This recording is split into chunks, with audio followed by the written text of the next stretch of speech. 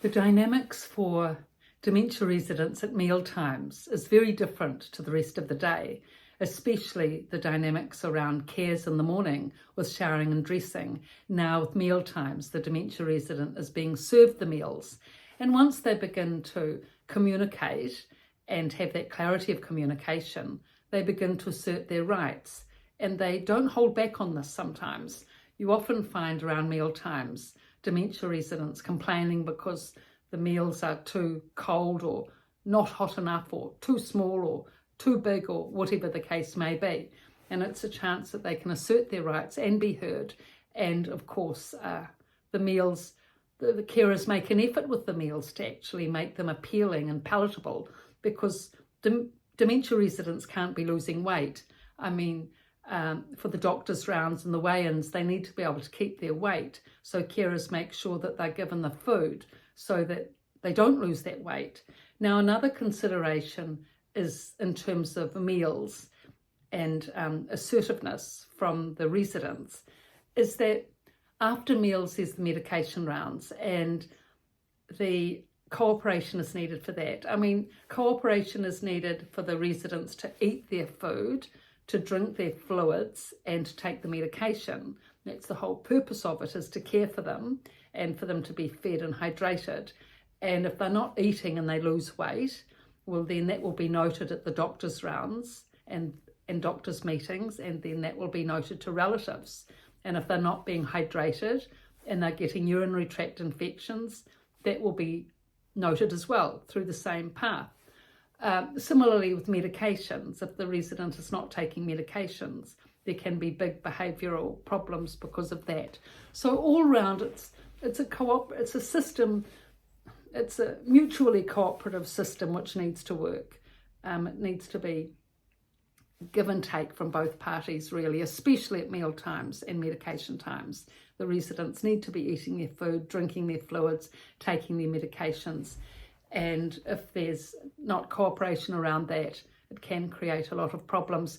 But once residents start to communicate and think and engage and partake in activities, it's the same at meal times. They will think and engage and ask questions at meal times about their food and why are they eating that and why are they being given this, why can't they have that, and then that will transfer to medication, which is always given out after the meals, at breakfast, lunch and dinner. I mean, not everyone has medication at every meal, but there is a medication round at every meal.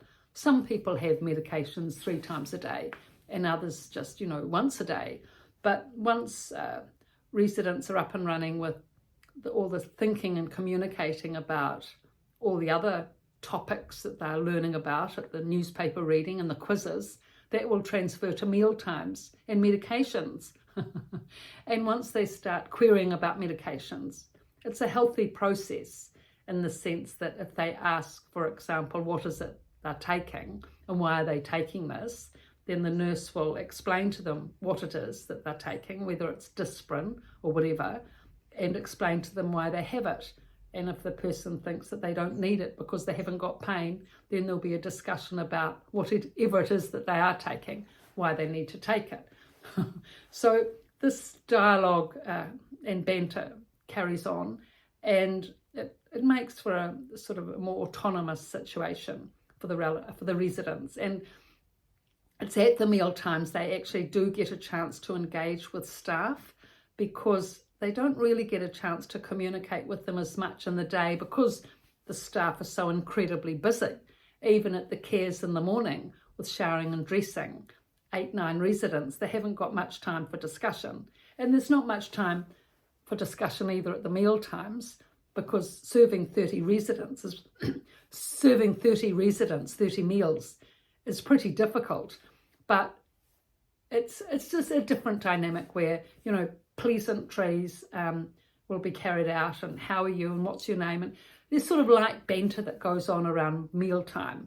And often the ever observant residents will point out things that they've been noting. I mean, observation conversation, that's the big topic of conversation for dementia residents. The main topic of conversation for dementia residents is that which they observe in the unit. And a lot of that is around what they observe with the staff. So if they note that someone's pregnant or putting on weight or losing weight, they have no hesitation in saying that. So it's at the meal times that all these observations will be delivered. So in that way, there's sort of conversation that goes on as staff are running back and forth delivering the meals. So it's pretty busy, it's pretty crowded, it's pretty full on, but it's a time where there's healthy engagement and interaction. A lot gets done. People get fed, people get hydrated, they get their medications and all get sorted out. And within that, if the residents have something that they don't agree with or dispute or they're not happy with, they'll have no hesitation in bringing it up at meal times when the staff are there to be able to communicate with them. So it's a very handy time as a platform for dementia residents to have their say, ask what they need to know about, etc., and often buoy each other along. It's a very interesting dynamic. Once people start to think and communicate, of course, it's not just to make friends amongst themselves and to partake in a community, but then they start to become more social and assertive and interested and engaged with the wider community, that being the staff in a dementia unit.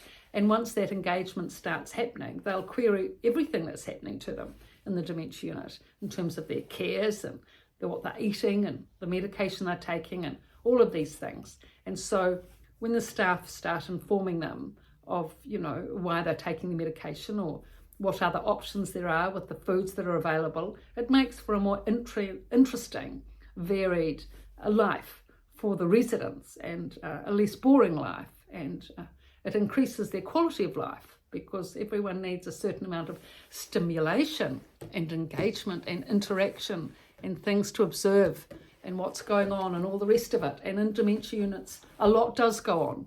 And once it can be observed by dementia residents, once they start thinking and communicating and observing and being positive so that they can align their thinking and control their thinking and separate it away from their dementia stress and anxiety, then it makes for a much more positive setup all round.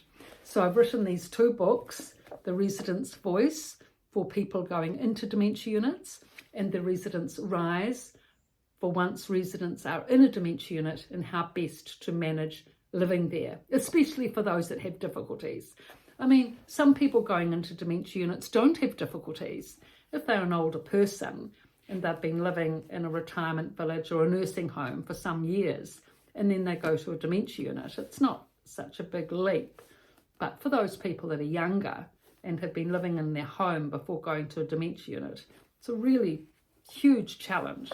And so to address those challenges, I've written this book, particularly from the perspective of the dementia residents' experiences and their perspective.